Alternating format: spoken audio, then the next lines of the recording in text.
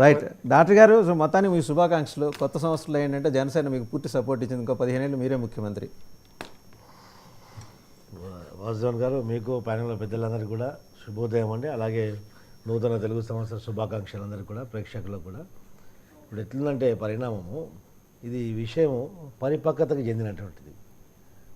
ఇది depends upon the experience, అనుభవం. ఎందుకంటే ఒక నాయకుడు 40 సంవత్సరాల తెలుగుదేశం పార్టీ, ఇది తెలుగుదేశం పార్టీ వ్యవస్థాపక అధ్యక్షుడు, అప్పటికి ఉన్నటువంటి మహనీయుడు, నేను అన్నగారు ఒక సంకల్పంతో, ఒక బలమైన ముహూర్తంతో ఆవిర్భించినటువంటి పార్టీ ఇది. ఎవరు నిలబడితే కానీ, ఎవరు పడేస్తే కానీ పడిపోయే పార్టీ తెలుగుదేశం పార్టీ కాదు. ఫస్ట్ ఆఫ్ ఆల్ అది that has to be clear. ఇంకోటి ఏంటంటే తెలుగుదేశం పార్టీ ఇలాంటి క్రైసిస్ ఎన్నో చూసింది.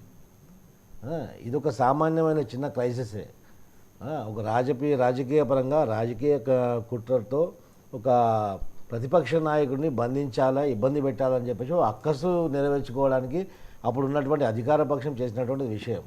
అంతే తప్ప తెలుగుదేశం పార్టీ కార్యకర్తలు, కరుగట్టిన కార్యకర్తలను మాలాంటి వాళ్ళు అలాంటి క్రైసిస్ నుంచి ఎప్పుడు తీసుకురాగలుగుతాం. ఇంకొకటి ఏంటంటే ఆ రోజు రాజకీయ పరిస్థితి వల్ల జనసేన నాయకుడు పవన్ కళ్యాణ్ గారు జైలుకి వచ్చి ముఖ్యమంత్రి గారిని మన చంద్రబాబు నాయుడు కలిశారు. ఓకే, దానికి చంద్రబాబు నాయుడు గారు బయటకు వచ్చినాక కూడా ఇమ్మీడియట్లీ పవన్ కళ్యాణ్ గారిని కృతజ్ఞత వ్యక్తం చేస్తున్నాం మొట్టమొదటిగా అని చెప్పి చెప్పారు. అది మాకు బాధ్యత కూడా. అంతే తప్ప మేమే చేసాము, మేమే నిలబెట్టామని చెప్పేసి చెప్తే, ఇప్పుడు ఒక కూటమిలో ఉండి కూటమి ధర్మాన్ని పాటించాల్సిన అవసరం అందరికీ ఉంది. మేము కూడా చెప్పొచ్చు. ఎందుకంటే అది బహిరంగంగా చెప్తే కొన్ని విషయాలు బాగుండవు.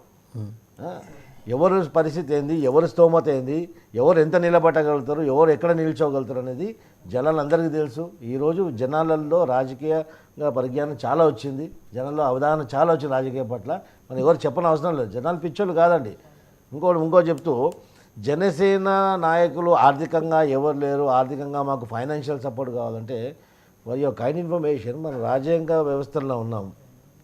రాజ్యాంగంగా అంటే మనం రాజకీయం చేయాలంటే డబ్బులు పంచాలని చెప్పి మేము బహిరంగంగా చెప్తున్నామా?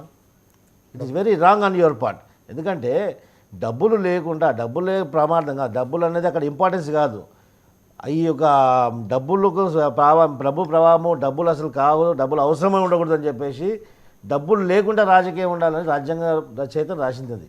అందుకే ఏ క్వాలిఫికేషన్ లేకుండా ఎంపీ కూడా కావచ్చు, ఎవరైనా కావచ్చు, ఇంకా రిజర్వేషన్స్ కూడా ఈ డబ్బు ప్రభావం లేకుండా కేవలం సేవాభావంతో ఉన్న వాళ్ళు కూడా అక్కడ రావచ్చు అని చెప్పేసి బాబాసాహెబ్ అంబేద్కర్ గారు రాజ్యాంగ రచయిత రాజ్యాంగం రాసింది.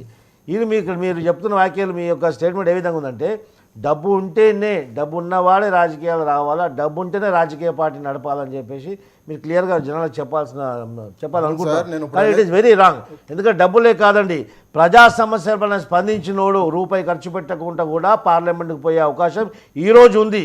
దాన్ని ప్రజల్లోకి తీసుకెళ్లాలా, డబ్బులు లేకుండా రాజకీయం ఏ విధంగా చేయాలా, డబ్బులు పెట్టి ఓట్లు కొంటుంటే డబ్బులు తీసుకుని ఓట్లు వేసే వాళ్ళని కూడా బయటకు తీసి జనాల ముందు నిల్చోబెట్టే బాధ్యత రాజకీయ రంగంలో ఉన్న ప్రతి ఒక్క నాయకుడికి ఉంది ఈరోజు. ఓకే, మీరు అన్నది ఓకే. డబ్బు లేకుండా రాజకీయం ఏ విధంగా చేస్తారు? మీటింగ్లు పెట్టాలన్నా, జెండాలు కట్టాలన్నా, కార్యకర్తల బాగోగులు చూసుకోవాలన్నా, ఎలక్షన్ క్యాంపెయినింగ్ చేయాలన్నా ఎట్లా చేస్తారు చెప్పండి? రూపాయి ఖర్చు లేకుండా చేస్తారా? రబ్బర్ చెప్పులు వేసుకొని చేయగలరా? 100% డబ్బులు ఉంటేనే మీటింగ్లు పెట్టాలని మీరు మాట్లాడుతున్నారు కదా. డబ్బులు లేకుండా కూడా మైక్ సెట్ కూడా అడిగి డబ్బులు ఇవ్వకపోతే ఆడొచ్చి మైకులు బిగించడు. మీరు అట్లా డబ్బు లేకుండా రాజకీయం ఏ విధంగా చేస్తానంటున్నారు చెప్పండి? ఒక్క నిమిషం లక్ష్మీకాంత్ గారు, రబ్బర్ చెప్పుల రాజకీయం గురించి మీ నాయకుడే ప్రస్తావించారు. మీరేమో రబ్బర్ చెప్పులు వద్దంటున్నారు, రాజకీయం వద్దంటున్నారు. డబ్బుతో ఇవాళ రోజున రాజకీయాలు ముడిపడినాయి అని నేను అంటున్నాను సార్. అర్థమైందా? డబ్బుతో సామాన్య కార్యకర్తను నిలబెట్టాలన్నా